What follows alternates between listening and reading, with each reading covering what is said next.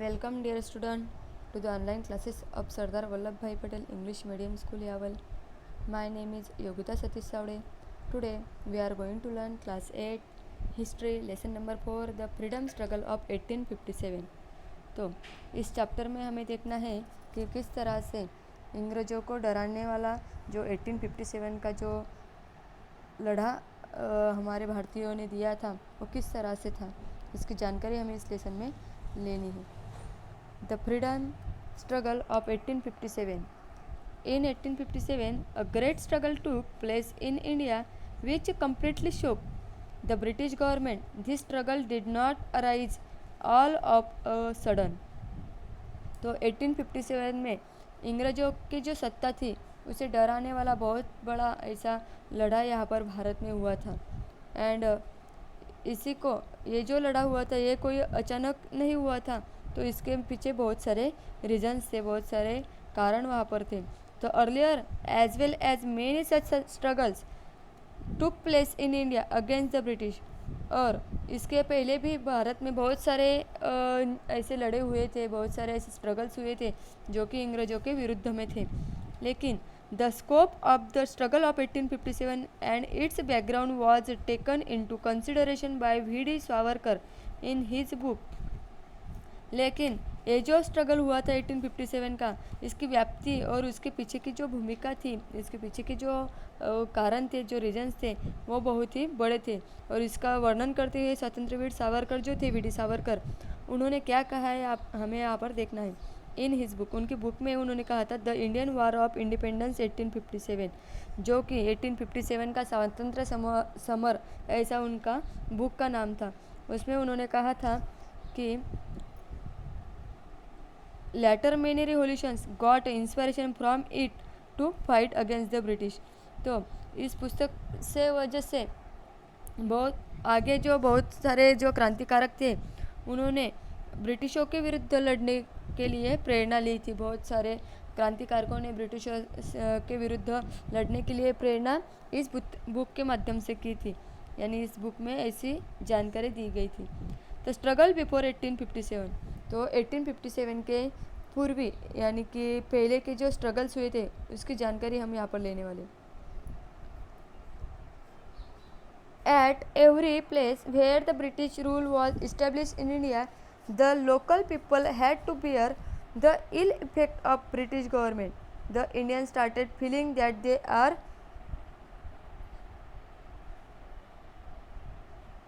exploited। तो यहाँ पर जितने भी बहुत सारे रूल्स यानी कि भारत में जिस जिस स्थान पर इंग्रज सत्ता ने यानी कि सत्ता स्थापन हुई थी उसके रूल वहाँ पर बनाए गए थे, तो वहाँ के लोगों ने उसके जो दुष्परिणाम थे, बहुत सारे दुष्परिणाम भारत के लोगों को यहाँ पर भोगने पड़े थे। लेकिन अंग्रेज़ों की जो सत्ता थी, कंपनी की जो सत्ता थी, वह अपने सभी स्तर से अपना शोषण कर रहे हैं, ऐसे उनको जानिव यानी ऐसी उनको प्रचिति वहाँ पर आ रही थी। और इसके वजह से भारत के जो भारतीय जो लोग थे उनके मन में वहाँ पर असंतोष निर्माण होने वाला था, यानी हो रहा था 1857 के पहले। तो कंपनीज रूल जो थे exploited in every sector due to the companies rule, this resulted in increase of discontent against their rules. तो उनके विरुद्ध में बहुत सारे लोगों के मन में वहाँ पर असंतोष निर्माण हो रहा था। Farmers and common people became bankrupt during the company rule के वजह से फार्मर्स जो थे और जो सामान्य जनता थी उन पर बहुत सारा ऐसा वहाँ पर कर्जा बढ़ने लगा था। In 1770 there was major famine in Bengal province.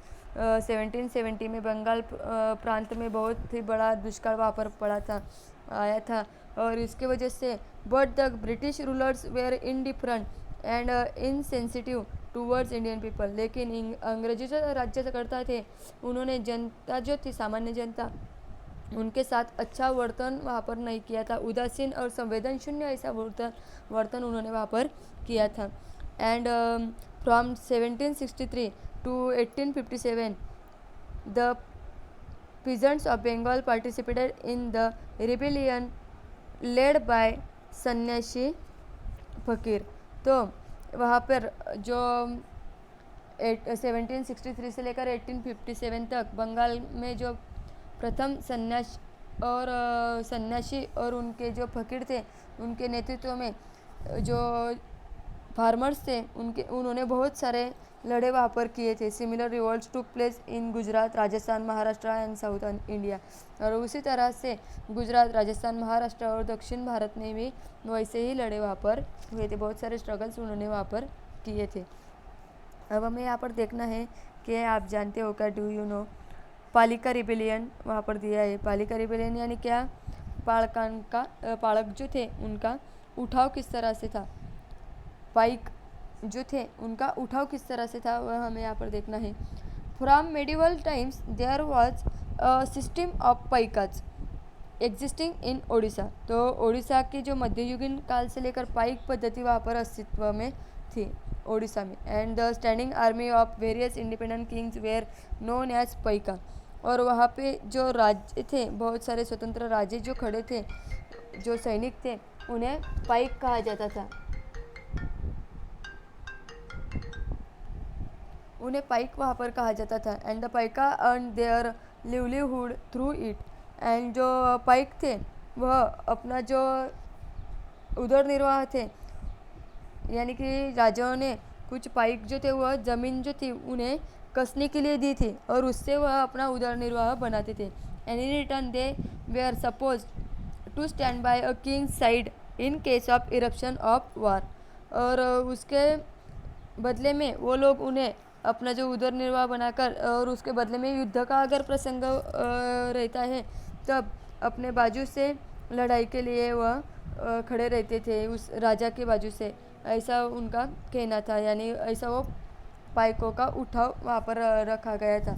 तो ये जो पाइक थे उन्होंने 1803 में द इंग्लिश कॉन्कर्ड ओडिशा, अंग्रेजों ने ओडिशा को जीत लिया था। They took over the hereditary rent free lands granted to the Paikars. और अंग्रेजों ने जो पाइकों को जो वंश परंपरागत जो ज़मीन दी गई थी तो वह उन्होंने अपने पास ले ली, वो अपने कब्जे में कर ली थी। And this made the Paikas angry. इसी वजह से जो पाइका थे वह एंग्री हो चुके थे, यानी उन पर वो बहुत ही उनको संताप हो रहा था। And similarly common man's life has also become miserable because of rise in salt price. और वैसे ही जो सामान्य जनता थी वह मीट के ऊपर यानी नमक के ऊपर जो वहाँ पर कर लगाए गए थे उसकी वजह से बहुत ही परेशान थी। And due to tax impose on it by the British and this resulted in an arm rebellion of Paikas against the British in 1817। And इसी वजह से 1817 में जो पाइक उन्होंने सशस्त्र ऐसा उठाव अंग्रेजों के विरुद्ध में किया था। Bakshi Jagabandhu Vidyadhar led this revolt. और उन्होंने ये जो उठाव था, ये जो रिवॉल्ट था, उसका जो नेतृत्व था वो किसने किया था, तो बख्शी जगनबंधु विद्याधर, उन्होंने इसका नेतृत्व किया था। इस तरह से हमने पाइक का जो उठाव था, जो स्ट्रगल था, वो हमने देखा।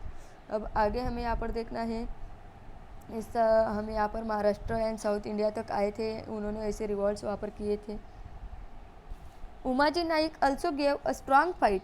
उमाजी नाइक जो थे उन्होंने भी बहुत सारा ऐसा स्ट्रांग ऐसी फाइट उनके साथ की थी। And he organize the Ramoshis and the local youth to revolt against the British. और उन्होंने जो रामोशी थे, जो लोग थे, उन सभी को प्रेरणा दी थी, यानी प्रेरित किया था कि वो भी अंग्रेज़ों के खिलाफ खड़े हो जाए। And they inspired people in Pune, Satara, Ahmednagar, Solapur, Nashik, भोर एट्सेट्रा। और उन्होंने जो सातारा, अहमदनगर, सोलापुर, नासिक के जो लोग हैं, भोर इत्यादि एरियाज़ में जो लोग हैं, उन पर अपना दरारा निर्माण किया था। और अंग्रेजी जो सत्ता है उसको विरुद्ध में खड़े होने के लिए उन्होंने लोगों को कहा था। And they inspired people in Pune, यानी उन्होंने उनको प्रेरणा दी थी, अपने साथ खड़े रहने के लिए बोला था। And in 1832 Umaji Naik was arrested and hang to death in Pune. और 1832 में जो कंपनी सरकार थी, जो अंग्रेज थे, उन्होंने उमाजी नाइक को अटक कर लिया था और अरेस्ट करके उन्हें फांसी दिया था, फांसी देने वाले थे वो उसको। इसलिए उमाजी नाइक को वहाँ पर फांसी दिया गया। और वैसे ही जो लोग उनके खिलाफ खड़े होते थे अंग्रेज़ों के खिलाफ, उन सभी को ये ऐसे ही वहाँ पर बर्ताव करते थे, उन सभी के साथ ऐसा ही वर्तन वहाँ पर वो किया करते थे।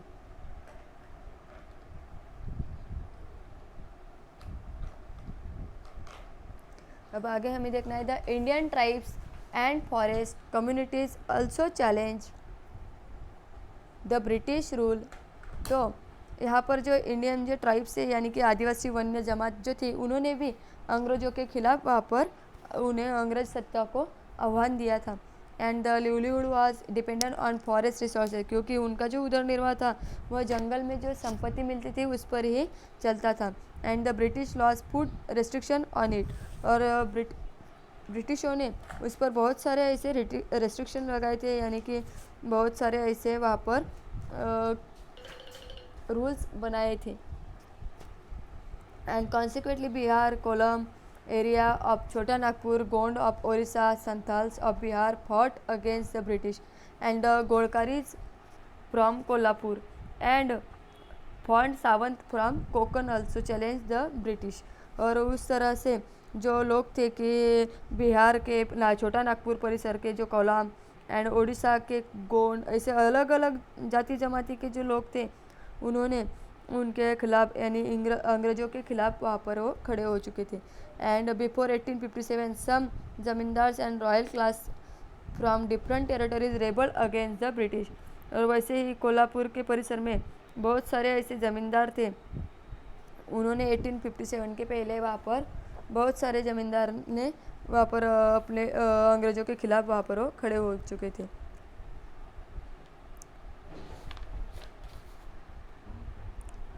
In the army of East India Company there were many Indian sipahis. तो ईस्ट इंडिया कंपनी की जो आर्मी थी वहाँ पर बहुत सारे भारतीय सैनिक थे। एंड उन सैनिकों के बीच में कैसे असंतोष निर्माण हुआ था ये हमें यहाँ पर देखना है।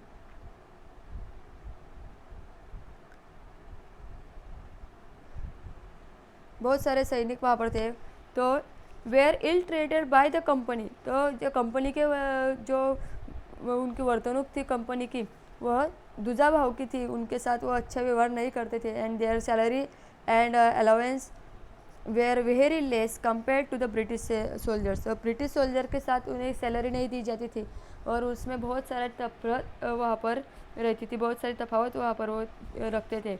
And 1806 at Vellore and in 1824 at Barrackpore the revolt to up fires from. तो वहाँ पर बराकपुर में और जो वेल्लोर था, यहाँ पर बहुत सारा ऐसा बड़ा उठाव वहाँ पर बना था सैनिकों के बीच में। All this rebellions took place in their respective territories and they were local in nature and single handed. तो ये जो सब वहाँ पर स्ट्रगल्स हुए थे वह अलग अलग परिसर में हुए थे, लेकिन वहाँ पर स्थानिक स्वरूप में जो एकाकी वहाँ पर वो बने थे। And the British forcibly broke down the revolts.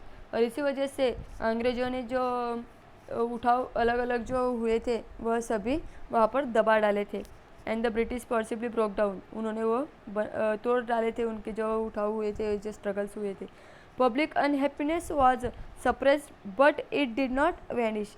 लेकिन लोगों को अगर उन्होंने वो जो उठाव हुए थे वो दबा डाले, लेकिन लोगों के मन में जो असंतोष था वह उन्होंने नहीं निकाल पाए थे, यानी उनके मन में जो आग थी वह कायम थी एंड हमेशा वो रहने वाली थी। This anger burst out in the freedom struggle of 1857।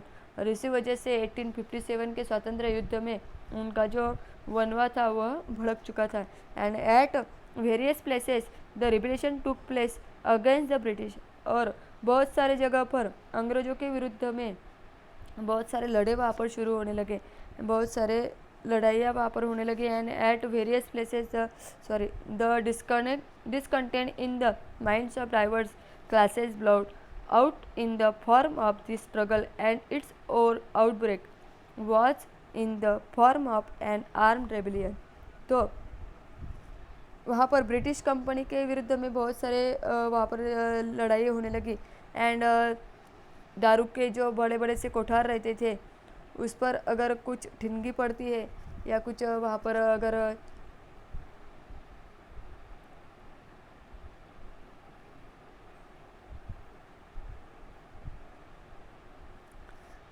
दारू गोला का जो कोठार रहता है और अगर उस पर कुछ ठिंगी पड़ती है तो किस तरह से बड़ा सा स्फोट होता है, इस तरह से वहाँ पर ये स्फोट वहाँ पर हुआ था। एंड बहुत सारे जगह पर ये आउटब्रेक वहाँ पर हुआ था।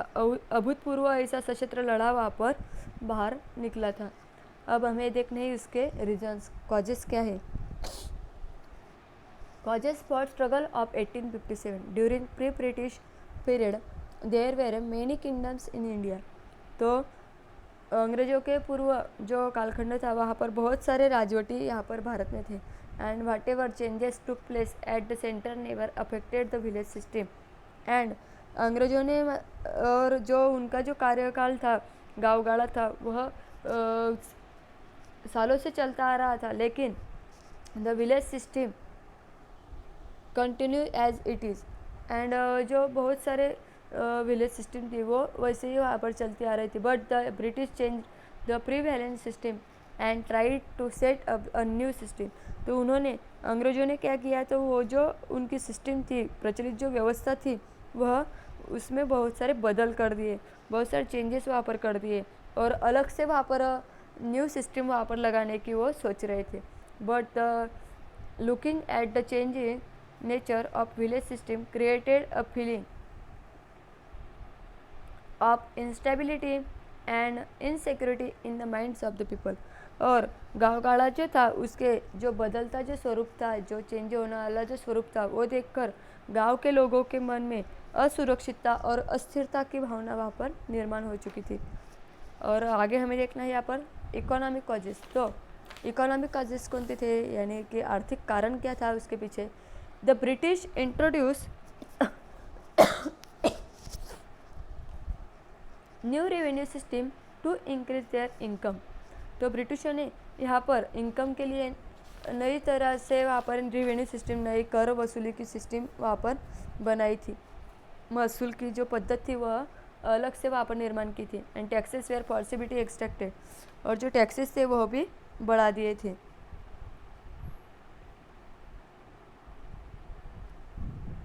फ्रॉम द फार्मर्स, फार्मर्स से भी लेते समय वो ज़्यादा से ज़्यादा महसूल वहाँ पर कलेक्ट करते थे। As a result of it the agriculture system collapse to sell the British goods in India and enjoy profit was the policy of the British. तो वहाँ पर जो लोग थे उनकी जो खेती व्यवस्था थी वहाँ पर वो कम हो चुकी थी। एंड उस वजह से क्या हुआ था कि जो लोग थे, जो खेती करने वाले जो लोग थे, उनसे ज़बरदस्ती से वहाँ पर जो कर वसूली थी वो की जाती थी। और इसलिए जो लोग थे, फार्मर्स, खेती करने वाले, वो कम हो चुके थे। And they impose heavy taxes on the local industry. जो लोकल इंडस्ट्री थे उन पर भी बहुत सारे टैक्सेस वो लगाते थे। The handicraft and textile industry of India were ruined. और जो हैंडीक्राफ्ट थे, यानी कि जो हाथ मार्ग पर चलने वाले जो उद्योग धंधे थे, वो भी उन्होंने कम कर डाले थे। Many Indians artisans became unemployed. बहुत सारे इंडियन आर्टिसंस थे कि वह अभी काम नहीं कर सकते थे, कारागिर जो थे वह बेकार थे। And they had growing discontent in their mind against the British. इस वजह से अंग्रेज़ों के विरुद्ध में उनके मन में बहुत बड़ा ऐसा असंतोष वहाँ पर निर्माण हो चुका था। इस तरह से हमने इकोनॉमिक कॉजेस देखे थे। अब आगे हमें देखने हैं यहाँ पर सोशल कॉजेस, सामाजिक कारण कौन कौन से थे। The Indians felt that the Britishers were interfering in the culture, tradition and customs of India. तो इंडिया के जो लोग थे वो ऐसा समझते थे कि अंग्रेज जो है वह अपने कल्चर में, अपने ट्रेडिशन में, अपने कस्टम्स में, यानी हमारे जो चाली रीति है, हमारी जो परंपरा है, उसमें हस्तक्षेप कर रहे हैं। जो रूढ़ी चाली रीति जो परंपरा होती है उसमें वो हस्तक्षेप कर रहे हैं, ऐसा उनको लग रहा था। जैसे कि अंग्रेजों ने कुछ अच्छे चेंजेस भी हमारे देश में किए थे, लेकिन लोगों को वे अच्छे नहीं लग रहे थे। जैसे कि सती प्रोहिबिशन, यानी कि जो कायदा उन्होंने पास किया था सती प्रोहिबिशन, सती बंदी का, विधवा विवाह का, यानी window remarriage act, were correct from social point of view, but the Indians thought that it is an interference in their lifestyle and hence they were dissatisfied. तो सतीबंदी जो थी, विधवा विवाह, ऐसे बहुत सारे सामाजिक दृष्टि से अच्छे योग्य ऐसे निर्णय उन्होंने लिए थे ब्रिटिशों ने, लेकिन भारतीय जो लोग थे अपनी जीवन पद्धति में वो हमारे जीवन पद्धति में हस्तक्षेप कर रहे हैं ऐसा उन्हें लग रहा था। सामाजिक दृष्टि से जो योग्य थे लेकिन वो भारतीयों को अच्छा नहीं लग रहा था और ऐसी उनकी समझ हो चुकी थी भारतीयों की, इसलिए वो असंतुष्ट थे अंग्रेजों से, यानी ये सामाजिक रीज़न हुए। अब आगे देखने हैं हमें पॉलिटिकल कॉजेस यानी राजकीय कारण। तो राजकीय कारण कौन से थे उनके? After 1757 the British took charge of many Indian states, later Lord Dalhousie annexed many princely states on various causes. 1757 से भारत के बहुत सारे राज्य जो थे वो अंग्रेजों ने कब्जे में कर लिए थे और आगे जो डलहौसी था उसने बहुत सारे संस्थान जो थे वो भी अलग अलग कारणों से वहाँ पर खालसा कर लिए थे। And the Nawab of Ayodhya was dethroned on ground of maladministration, whereas the princely state of Satara, तो Nagpur and Jhansi were annexed through the doctrine of lapse। तो गैर कारभार के निमित्त से अयोध्या का जो नवाब था उसे भी पदच्युत कर दिया गया था। वैसे ही सातारा, नागपुर और झांसी ऐसे जो संस्थान थी वह दत्तक पुत्र का जो वारसा हक था वह नामंजूर करके उसका भी जो संस्थान थे वो भी खालसा कर चुके थे। झांसी की रानी का हमने यहाँ पर देखा है कि अंग्रेज़ों को वो कहते थे कि मैं अपनी झांसी नहीं दूंगी, यानी कि उनका खुद का पुत्र नहीं था और उन्होंने जो दत्तक लिया था दत्तक पुत्र, तो उसका जो विधि किया था दत्तक पुत्र का जो वारसा का जो विधि बनाया था वो उसने नामंजूर कर दिया था डलहौसी ने, और उस तरह से उसने बहुत सारे संस्थान वहाँ पर खालसा कर लिए थे। And due to the policies of Dalhousie the Indians did not consider the British as a trustworthy. तो इस तरह से डलहौसी ने जो धोरण वहाँ पर भारतीयों के साथ अवलंब किया था जिस धोरण का, इस वजह से भारतीयों के मन में अविश्वास जो था वह बढ़ता जा रहा था। अब आगे हमें देखना है यहाँ पर डिसकंटेंट अमॉन्ग इंडियन सोल्जर्स। तो हिंदी सैनिक जो थे उनके मन में किस तरह से असंतोष निर्माण हुआ था। The Indian soldiers were given low status by the British officers. तो हिंदी सैनिक जो थे उनके मन में अंग्रेजी अधिकारी वह उन्हें बहुत ही तुच्छते से वहाँ पर वागणूक यानी बर्तनूक देते थे। They could not gain any post higher than the subedar, जो उन्हें सूबेदार से आगे की पोस्ट नहीं देते थे, यानी बड़ी पोस्ट वहाँ पर उन्हें नहीं देते थे। And they were paid less compare to the British soldier, और ब्रिटिश सोल्जर से अगर हम कंपेयर करते हैं तो उन्हें यानी कि हिंदी सैनिकों को बहुत ही कम पेमेंट वो देते थे। And the allowance were also gradually decrease and due to this reasons there was growing discontent among the Indian soldiers. और जो उन्होंने भारतीय जो भत्ते थे यानी कि जो अंग्रेजों ने जो भत्ते रहते थे उन्हें शुरुआत में जो दिए जाते थे भारतीयों को वो धीरे धीरे कम कर दिए थे। एंड इससे बहुत सारे कारणों से वहाँ पर अंग्रेजी सैनिकों के मन में जो हिंदी सैनिक थे उनके मन में अंग्रेजों के विरुद्ध में बहुत ही असंतोष वहाँ पर निर्माण हो चुका था। अब आगे हमें देखना है इमीडिएट कॉज यानी कि तत्कालीन कारण क्या था। तो इन 1857 the British provided long range compete Enfield rifles. तो उसने एनफील्ड राइफल्स जो थे जो सैनिकों के लिए लाए थे टू द इंडियन सिपाही के लिए जो एनफील्ड नाम की जो राइफल लाई थी उससे बहुत सारे प्रॉब्लम्स वहाँ पर खड़े हुए थे। द सिपाही वेयर